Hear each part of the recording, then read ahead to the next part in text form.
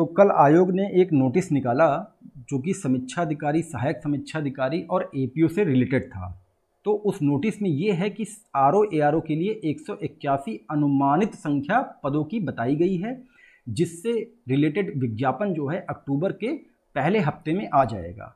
अब आप इसको जो है केवल मात्र एक नोटिस मत समझिए कि आयोग ने बता दिया है कि अक्टूबर के पहले हफ्ते में हम एक विज्ञापन निकालेंगे आरओ एआरओ के लिए। आप इसको फॉर्म समझ के लेके चलिए कि ये फॉर्म आ गया है, अब आपको तैयारी करनी है और नोटिफिकेशन से पहले आपको 50 से 60% तैयारी कर लेनी है अपनी।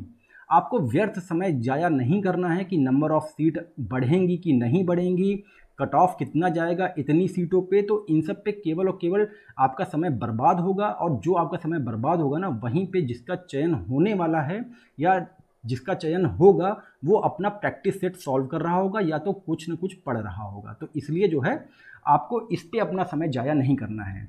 अच्छा, मान लीजिए कि अगर 181 सीटें ही रहीं तो क्या आप फॉर्म नहीं भरेंगे? आप तब भी फॉर्म भरेंगे, आप तब भी फॉर्म भरेंगे। तो इतना ज़्यादा समय क्यों गंवाना है इन सब बेफालतू की चीज़ों पर।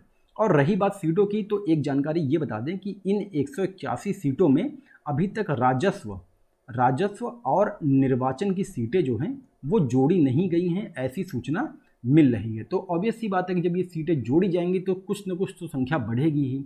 तो जब बढ़ेगी तो अभी से आप लोग उसकी तैयारी में लग जाइए।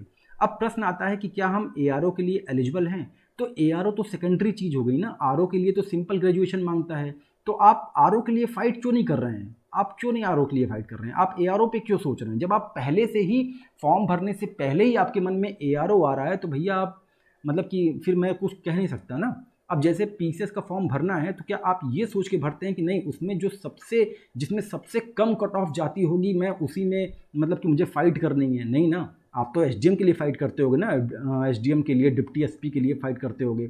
तो आप आरओ के लिए फ़ाइट करो। एआरओ तो आप सेकेंडरी मतलब कि सेकेंड ऑप्शन में रखिए उसको आप। अब रही बात कितना सेफ कट ऑफ रहेगा, तो अगर आप सेफ कट ऑफ की बात कर रहे हैं तो मेरे हिसाब से मतलब कि मैं जहां तक मानता हूं कि अगर आपको फुल्ली सेफ रहना है तो आप 140 और 140 प्लस तक खेलिए। और उसके लिए आपको करना क्या है कि नोटिफिकेशन से पहले आपको इतना सिलेबस 50 से 60% कंप्लीट कर लेना है। और अगर आपने इसको कंप्लीट कर लिया और फिर आप प्रैक्टिस लगातार करते रहें तो आपको कोई रोक नहीं सकता पीटी पास करने में। और पीटी ही सबसे बड़ा रोड़ा है, बहुत कंपटीशन है।